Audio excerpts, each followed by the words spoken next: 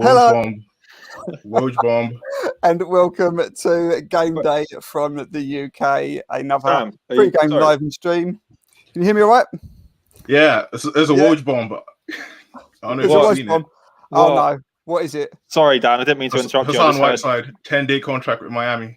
No fucking way. They're considering it. No. Okay, right. Oh my god. Oh my god. Well, there you go. Look at that. I didn't even get through the introductions, and Hassan is coming back by the looks of things. Just incredible. Anyway, everyone, welcome to Game Day from the UK, a Miami Heat UK streaming show. We are here to have a look at tonight's game against the Pacers, probably, but it looks like we've got some more news to chat about. Hassan Whiteside, we've just heard Sam and Danny. It was a fake account. It was a fake account. Oh, yeah. Royal. Oh my god. Twitter accounts. Thank you, Royal. Phew. Okay, well, we will get on to King Hassan in a little while, but first of all, we'll cover some of the other stuff. We've got a Knicks game, a win. We've got a win to talk about, guys. The Pacers game, which is going to be a great game tonight. We'll talk about that, and we'll talk about our options at backup big. Just to introduce everybody, Danny, how you doing, mate? Yeah, sound mate, you? Yeah, I'm very well after the Sam giving us a heart attack there. Sam, you all right? Yeah, I'm good.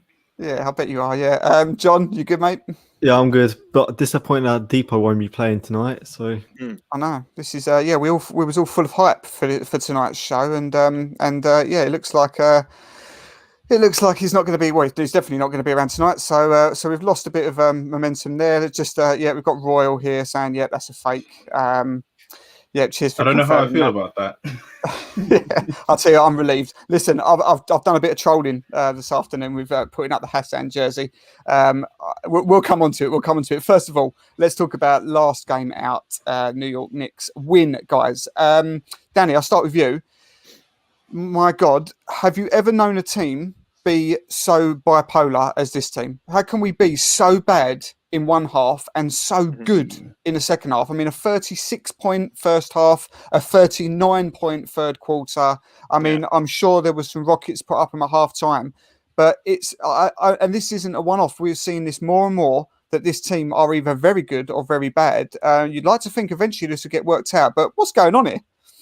Yeah, didn't we have a 13 or 15-point second half? Was that second quarter? Was that right? Something like that. And then like you said, like a 30-plus third quarter. So the most consistent thing about this team this year is their inconsistency. Like they're consistently inconsistent, and I'm not really sure what it is. Obviously, the start of the year is obvious that it was mainly just due to protocol and injury and things like that.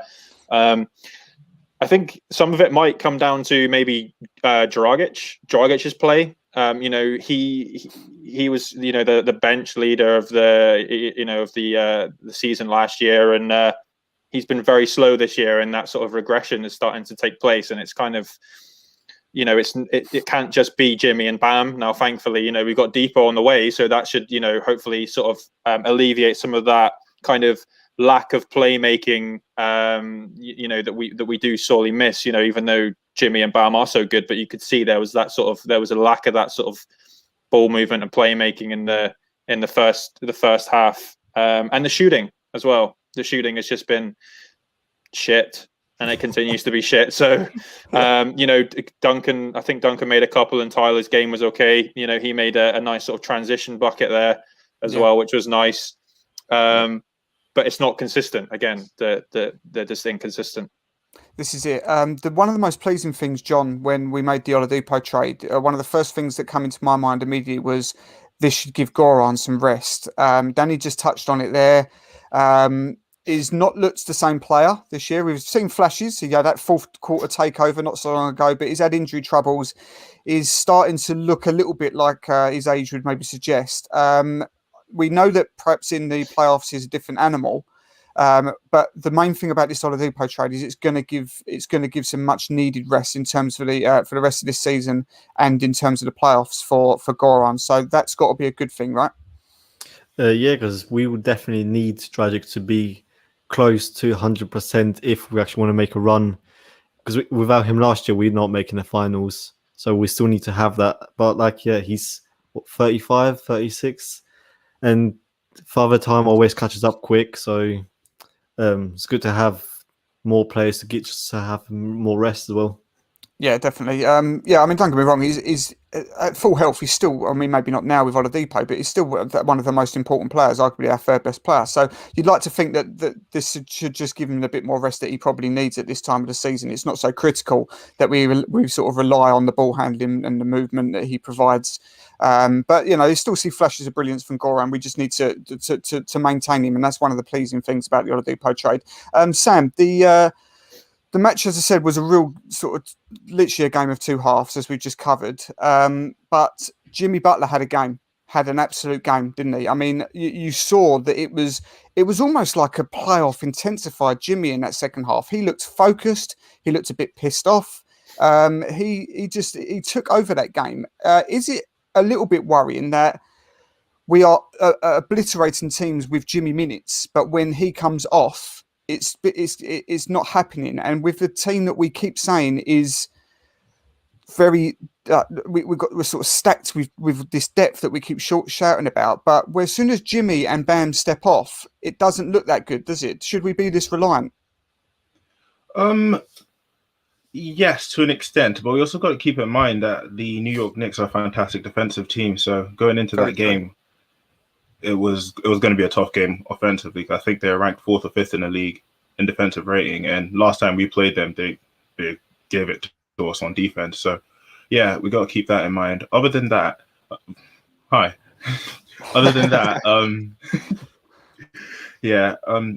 we previously just talked about it with regards to Dragic as well. I mean, he contributed a lot during the bubble, but with that being said, we had that huge break between, was it this time last year and then when the bubble started. So yeah, a bit of rest might be helpful for Dragic, but I don't want to say the second unit is a bit worrying, at least not yet, but we just have to go see how it goes, really. Yeah, definitely. Yeah, we don't want to say the second unit is not very good just yet, but at the moment they aren't very good just yet. So there we go. Danny, coming back to you. Bam, 20 points, 17 rebounds. That mid-range was looking good. It was one of his best games. One of the most important things that I loved is all-star Julius Randle was held to no points when Bam was guarding him. That's a bit of a statement. Yeah, he likes doing that, doesn't he? When he gets snubbed, he likes to come out and prove it. And one thing that I really loved to see was him go at Taj Gibson too. He was very aggressive on the offensive end, going at Taj, and made some really nice moves. That jumper was looking just really, really, really smooth. I don't know what his percentages are, but I'm pretty sure they're quite high from mid-range, from what I glanced over earlier today. So he's just, it's just trying to translate that to it's just trying to translate that to consistency. Again, going back to consistency, you want Bam to be consistent, that aggression. So, but as all signs point to it. If he can continue to keep doing what he's doing like that. Yeah, definitely. Just John, before we leave the New York game and talk about some options at backup centre, two other quick things is that Tyler Herro and Duncan Robinson are looking smooth again. It's like, as we've touched on last episode, they're playing now with like a fluidity that they've got the trade deadline nonsense out of their heads. Suddenly shots are dropping. Duncan especially, not only is his shot starting to drop again, but he's looking good defensively. He's cutting. He's adding a lot to his game, isn't he? This is arguably the best we've seen Duncan Robinson this season, which seems crazy considering the slump that he was in before trade deadline. Pretty impressive, right? Yeah, because especially because he was struggling, and we know how important he is to our offenses. And yeah, because what was I going to say? Yeah, defensively as well. Like all the time we say he's a liability on defense, and if he's keep making small improvements, then we'll be able to close out games with him. And I think it was Brady Hawk that broke it down. He made more improvements, like his playmaking as well. There was that one play that in the Knicks where he got a ball and then tried to make a good pass to Adebayo. So it's good to see that he's not one-dimensional. Yeah, I think that it's been really impressive that we've seen a different side to his game that we didn't see last season. You know, we knew what he was lights out last year. We expected that to happen. Well, we didn't expect it to happen, but we knew what he was good at last year. Whereas this year, it's almost like he knew he's not going to get that free ride, that pass this year. He's going to be guarded tight. Teams are going to.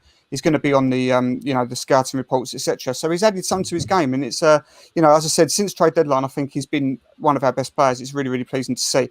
Let's come on then to obviously the buyout market. It's not gone the Heat's way so far. A lot of players are gone. We haven't spoken for best part of a week now. So LaMarcus Aldridge, which was the prime target, gone. Drummond, who wasn't really ever sort of linked with, but the name was in there. I suppose it's always going to get thrown with the Heat, but gone. It's now DeMarcus Cousins 10-day contract, but that looks like gone. So I think the Clippers, Clippers just offered him one. Yeah, that's it. So it looks like the names are starting to get a bit bare. I'm going to come on to a name that's been sort of thrown around very recently. There isn't a buyout yet, but there are rumours that it could be. Sam, thoughts on Marc Gasol at the Lakers? Before I make any statements on it, I think the Lakers have been quite vocal in the sense that they aren't planning on buying him out. I think Vogel issued a statement this morning, and I've seen a couple articles as well, so it's a bit unlikely. But if that was to happen, I mean, he does add a certain level of defensive IQ. I mean, this is a past defensive player of the year we're talking about. So, yeah, I'd be all for it. Obviously, it won't cost much. It's coming off the buyout market. And I would assume we'd be using him to anchor the defense on the second unit. So that'd be fantastic. So, yeah. If it does happen, then, yeah, I'm all for it. Yeah, you sort of took the words out of my mouth there. I mean, we all know what his weaknesses are. He's as slow as they come now. He's not the beast that he once was. But as you just said there, yeah, he'll anchor the defense. The basketball IQ is still very high. I haven't seen much of him since he joined the Lakers, but I did see quite a bit of him when he was on the Raptors, and he was pivotal to their run. Their title win really after he came in for halfway through the season. I thought he was outstanding. So I would sort of be all for that. Danny, other names that have been mentioned: Dwayne Dedman, another big. Will give us the height. What do we think? Yeah, I don't really have much to say on Dedman, to be honest, because I've not seen him. I don't think no one's really seen him play for a long time. So I don't really know what he'll bring at this stage of his career, so he's obviously apparently still rehabbing right now, so they don't know what the situation is. They're trying to figure that out right now, but I know they are interested, so that's kind of like a flyer, right? You just take a flyer on that guy and you just basically just see if you hit or miss, and if that comes around, then we'll see what we get, because we just don't know the situation. So yeah, absolutely. Yeah, same as you. I've not seen too much of him recently, but again, it's another option, and we are thin on options. This is the thing. A lot of people are just saying pass, and you think, well, you've got to get someone, and there's not going to be too much available at this time, so you can't be expecting like a luxury buffet here. You need someone to replace Precious as well, because this is it. Yeah, I mean, he's just hit the wall big time, and I think that's one of the big sticking points of our bench unit.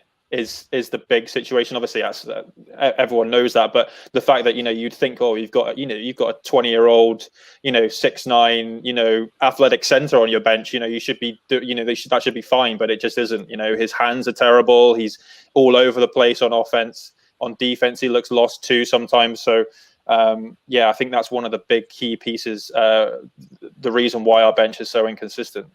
Yeah, I think the thing with Precious is that I'm excited about him. I think he's got a future. I like his energy, but at the moment he does look out of his depth. He just seems to be almost a headless chicken out there a lot of time, and he's becoming a bit of a liability. So we can't be relying on him for any sort of double-digit minutes per night. He's just at the moment, until he works things out, he's just got to be short bursts for a bit of energy. So another name that's not necessarily a big, but somebody that quite a few people seem to be behind, especially in our group chat that we're in. John. Rondé Hollis Jefferson. I was just going to suggest not a big, but Rondé. Yep. I mean, we don't have any other options, and if he's better than most bigs available, then I think just take a chance on him. I haven't watched him play recently, so I don't know how he's on defense, but probably much better on switches than a big. Yeah. So that will we all know how much we loved switching, so I think he would help there. Yeah, definitely. I think you've you spot on with that. He's not necessarily the big that you'd want, but Spo doesn't particularly like these sort of slow bigs. We've seen that before in the past. If you give someone that doesn't necessarily have the height, might lose a couple of inches on some of these other guys that we've mentioned, but he can move a lot quicker and he can guard more positions. That could be an interesting one. We'll see what happens. Let's just talk about finally before we come on to the Pacers. The last name, we've already been caught out once tonight. King Hassan. King Hassan, would you in any way, Sam, want to see a return here? Because I've done a bit of trolling tonight. I've put out move jersey and I've put up the eyes to say, could this happen? Now let's have it right. At the moment, he's still a Kings player. He's not even been talked about as a buyout. Sam's on the Whiteside trade. But Sam, as a backup to give you a few minutes, is this possible or is this just never going to happen and shouldn't happen? I think my problem with Whiteside and the problem that most people have with Whiteside, it's an attitude thing. Obviously he's got his physical sort of disadvantages with regards to switching and all that, but he's still an elite level rim protector. And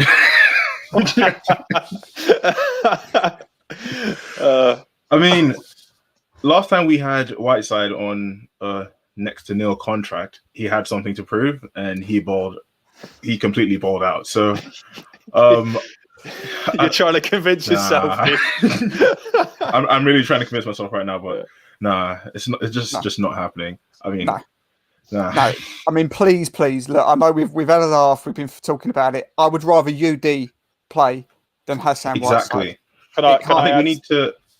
Oh, go ahead. Yeah, carry on. All right. No, I was just going to say. Go ahead, Sam. You go, man. Quality streaming, lads. Yeah. I think we need to consider. The two things we need to consider who we're bringing in. Is it going to be like a short-term thing just to like get us through the end of the season? And if at the very minimum, there would be a better option than using Udonis Haslem, basically. Danny?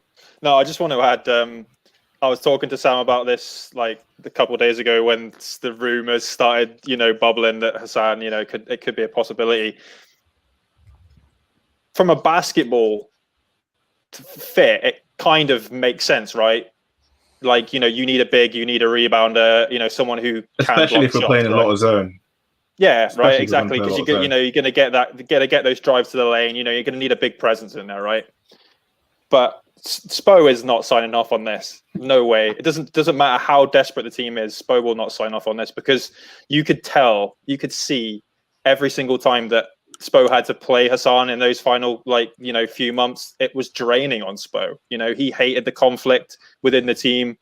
It was just terrible. So absolutely no. It's a no from me. No, go away. I don't want you. Yeah, No. It should just be a no across the board. John, very quickly before we come on to the Pacers game, in just a simple yes or no, Hassan coming back? No. Good man. Right, let's kill that. He's a culture killer, is what I'll call him. Exactly. This is it. Yeah, if we didn't kill our culture for James Harden, we're not going to kill our culture for Hassan White. No, exactly. Carl, I think we've explained why we're so down, but let's not talk about him anymore. Let's get on to tonight's game, which is against the Indiana Pacers. Just come off of a 2-game loss to them, which we was all very, very down about. I'm not going to do the usual stats tonight of what I normally do about home, away, wins, streaks, all that stuff. I'm just going to put it simply. We're in 8th, they're in 9th. John, this feels like a bit of a big game tonight. We've got a bit of a stretch of games coming along, away from home, Noel Depot. What have we got to do better this time out than the 2 defeats last time? First, stop TJ McConnell because apparently he's like magic playing against us. Bam needs to go strong out Sabonis again. Get him more dunks like that. Hopefully the shooting won't be as bad and hopefully their shooting won't be as good. Exactly. And yeah, I think this will be like an important game because how many games are left already? There's 20 something. Yeah, they'll soon get eaten up. Every game matters now. Yeah, definitely, absolutely. Sam, Brogdon, 21.5 points a game, 4.7 rebounds, 6 assists. Doesn't get spoken about enough, I think. He's a really good player, They've got some nice pieces here, but Brogdon always just seems to go under the radar. I think, again, tonight, along with Sabonis, we'll talk about him in a second, but a big part of tonight goes with keeping him relatively quiet, doesn't it? Yeah, absolutely. Yeah, I mean, just looking at the last game, I still have like nightmares of their ridiculous 3-point shooting. What was it they called him on Heat Beat? What was it? They just put I can't remember, Mitch McConnell sort of photo. But yeah, Oh, I still get nightmares of the 3-point shooting from the first game we had against them. I think they shot over 50%, and we absolutely can't allow that today. I'd hope we'd see some good defense on the perimeter. And from the last game, it looks like Duncan Robinson and Tyler Hero found their sweet spots. Yeah. Even Kendrick Nunn as well. So I want to say it goes down to the 3-point line, well, the 3-point shot in this game. So yeah. Kendrick's questionable, right? Yeah, I was just about to come on to that. So obviously Noah Oladipo, Kendrick Nunn is the only other game time decision. So is Gabe Vincent game time decision. Actually, very quickly on Gabe Vincent, arguably there was two of my most favourite moments of the season that came in the last game against the Knicks. That's still, and then obviously got the putback as well from Gabe. That was incredible. Absolutely love that. But also my favourite moment, this is just kind of a little bit off topic. How the hell did the Knicks allow the Miami Heat inbound for Iguodala to roll it all the way up to the 3-point perimeter and just pick the ball up and drain a free? I was cracking up, absolutely cracking up. Brilliant. Tibbs would have loved that. Oh yeah. Definitely. So yeah, sorry, just going back. No Oladipo, none is a game time decision. Yeah, Gabe a game time decision. Justin Holiday and McDermott for the Pacers, Danny, in the last game they played against us, both got 17 and 15 points in each game against us. The very next game they played against the Bucks, and Justin Holiday got 3 and McDermott got 6. Isn't that typical? RSHK, man. Full stop. End of story. No, yeah, that's it's worrying. It is worrying when these players like McConnell and McDermott and those kind of guys just go off against you. You know, you're talking about Brogdon's such a great, he's a good player, but when you've got guys like that who are just and not averaging more than double figures sometimes, it's worrying. So this would have been a good game to have Oladipo. Not only it being Indiana, but also for that sort of that point of attack defense. You could have put him on Brogdon, and that would have slowed him down a lot. So yeah, a bit of a shame that we're not seeing Depot, but I actually expect a win tonight. I'm actually being positive tonight for a change. So we're on a 1-game win streak, so exactly. There's nothing but positive. We're streaking. Sabonis, John, one of my favourite players. I think he's really, really good player. He got into foul trouble in the last game that we played against him. Real foul trouble early on. They stuck with him, and his game doesn't change. He just continues to play hard, play scrappy. Bam did play very well against him, handled him well, but once again, I mean, Sabonis is arguably the man to watch here, isn't he? Yeah, because the offense goes through him as well, and most of our defense involves trapping him and then quickly scrambling out. So stopping him is the main priority here. And like you said, he was in foul troubles last time, but that didn't really matter for the refs because they just didn't call anything when he was on his 5th foul. No, they didn't. No, they just let him play for a long time, didn't they? Yeah. So I think it's going to be a close game. I think it's going to be a good game tonight. It feels like an important one. Yeah, it is a shame that Oladipo doesn't play. We're playing again tomorrow. This is the second night of back-to-back where we're playing against the Warriors. Do we expect Oladipo to be back? I think even Eric Reed sort of said in the commentary of the Knicks game that if he's not playing against Indiana, expect him against Golden State. So hopefully we won't see anything, any reoccurrence, or we're hoping this is very minor. But Sam, just to finish off here before we go around with predictions, tonight Pacers, then second night of a back-to-back Warriors, then we've got the Cavs, then we've got the Grizzlies, then we've got the Lakers, and then after that a 4-game road trip out west. So these games now you start to feel like after the easy schedule of January, where we blew half a dozen games, March, we blew half a dozen games, you start to think that this sort of game against the Pacers, these are a direct rival here. We've got to start taking some wins, haven't we? Absolutely. I mean, Danny mentioned that the season's is gradually coming to an end. We've got how many games left? So and we ideally want to be in the top 4 to get that home court advantage in the playoffs. So every game has always mattered, but they matter more right now, and we can't be dropping losses unnecessarily. 100%. Right. Okay. So let's go round with predictions then. Sam, I'm going to start with you on the back of that. Heat or Pacers, and bar how many? Heat by 2. Heat by 2. Tight W. We'll take it. Danny? Heat by 10. Heat by 10. Love it. Love this. John, full house? Heat by 6. Heat by 6. Okay. Well, So boys, I'm joining you. I'm going to go. Yeah, I'm going to follow with John. Heat by 6. I think that's we're going to ride this wave, this one game win wave, and we'll go back to the AAA, which is not going to be the AAA for much longer, but we're going to go to the AAA on full of confidence, ready to take on Steph and co. Guys, thank you very much for joining me. Enjoy the game. Midnight tip tonight, so not a bad tip time for us over here in the UK. Please go and follow all my guys, everyone that's watching. You can see their ats there. Please give them all a follow. They're great guys. Thank you very much for everybody in the comments. That was really enjoyable. This will be on the YouTube channel forever, as you know. Subscribe to Miami Heat UK TV. We should hopefully, we haven't discussed it yet, but hopefully we'll be back tomorrow for the second game against the Warriors. Let's go and get that second W. Have a good game, guys. Cheers, guys. Right.